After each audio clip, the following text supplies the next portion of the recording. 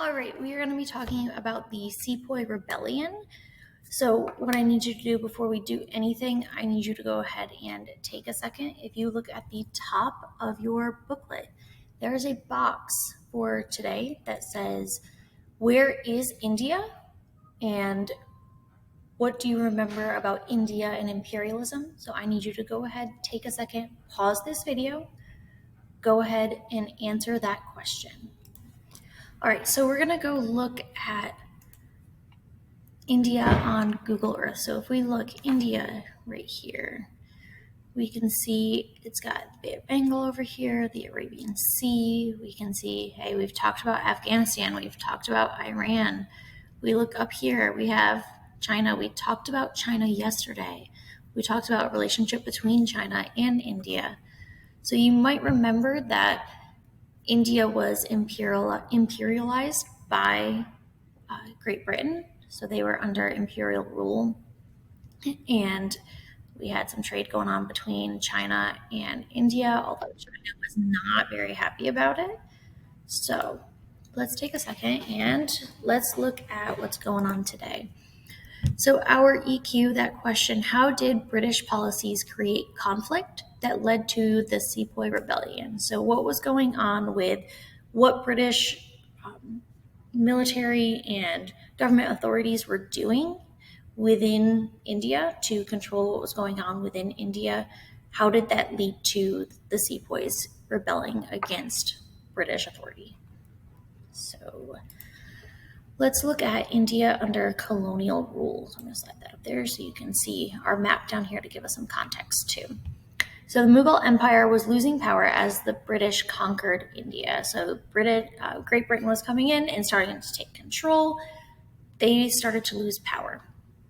India was controlled by the British East India Company, the EIC. We have talked about the British EIC before because Great Britain, they wanted India because of trade. They wanted to be able to have a trade route with China that was easily accessible, that people could use to get silk, spices, other luxury goods. We have another important piece of this. Military forces were used to maintain control in India and protect those trading posts. So when we think about this, military forces are needed because Great Britain comes in, takes control of India. But if Great Britain doesn't have anything there to help maintain control, if they just leave and they're like, yeah, you over there, we're still in control, are the Indian people going to continue to follow British control? Probably not. Just like if a teacher leaves the classroom and they said, you guys need to continue to work, please don't talk, please stay focused. They leave, the very first thing, what are you guys gonna do? Turn to the person next to you, turn to the person behind you, start talking. That is naturally what happens. Versus if another teacher, someone comes in and we say, same expectations, someone watches you, you're more likely to follow that expectation. So they had military forces that needed to stay there to maintain control. But here's the thing we want to remember. They had to hire private military forces to maintain that control. They didn't have their own that they could just be like, cool, stay here. They had some, but not enough to keep that control, so they had to hire people. We've got our crest for the East India Company. You're going to see that in your inquiry in a little bit. So let's talk about the Sepoys. The Sepoys, this is the name for the Indian men hired as soldiers for the East India Company. So these are those hired soldiers that we were just talking about. We have an important thing that we also want to remember. We might see the Bengal Army used as a name because that's kind of what they called themselves, just the Sepoys. Other important thing that we want to think about, this is going back to 6th grade. So if you want to make a connection, you might need to say, hey, remember 6th grade, we talked about religions in 6th grade. One of the things that was really, really important with the Sepoys was they practiced Islam and Hinduism. They were Islamic or Muslim, and they were Hindus. That is their traditional religion that is incredibly important to Indian culture as a whole. So we want to remember that this religious piece Super, super important as we move forward, because if we look over here, I need you to go ahead and you are going to highlight where it says Islam and Hinduism. I need you to underline, highlight pigs, eating forbidden. Same with cows, eating forbidden, because in Islam, pigs, they are not allowed to eat anything that has to do with pork, whereas touched pork, that is forbidden. It is not allowed in their religion.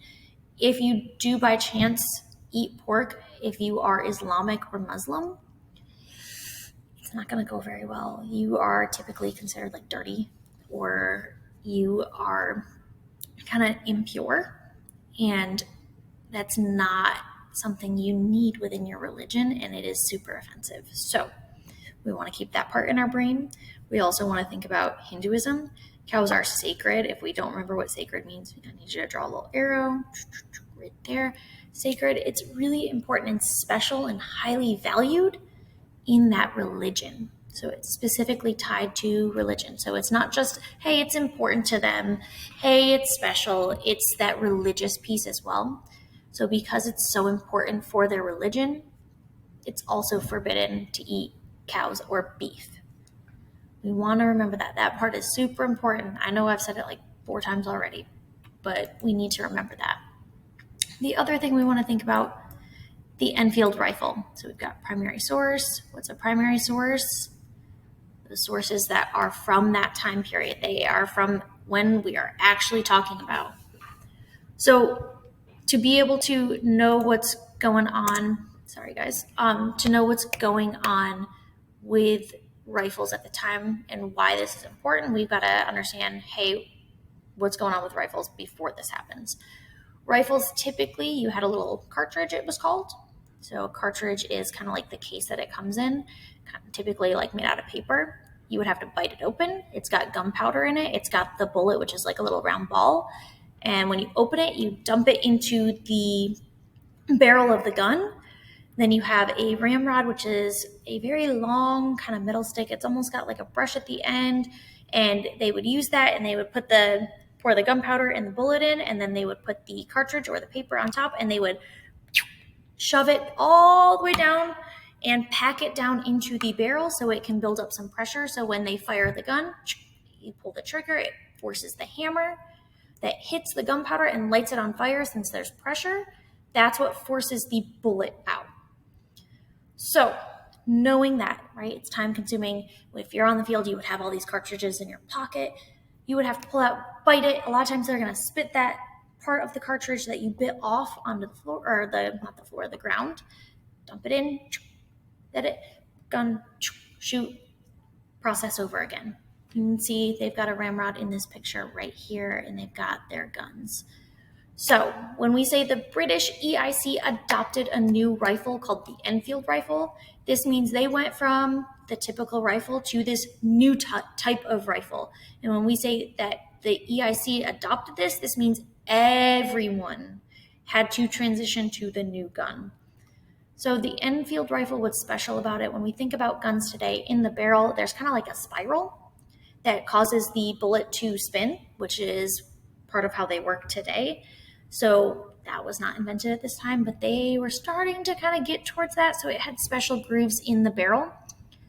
But that meant that those cartridges had to be greased so that they could go down and be able to create that pressure. So we want to remember that the cartridges, specifically for this type of rifle, had to be greased. So Sepoy Rebellion.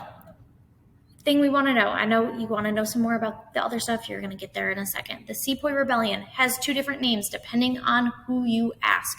If you ask British people, you're either going to hear the Sepoy Rebellion or Mutiny.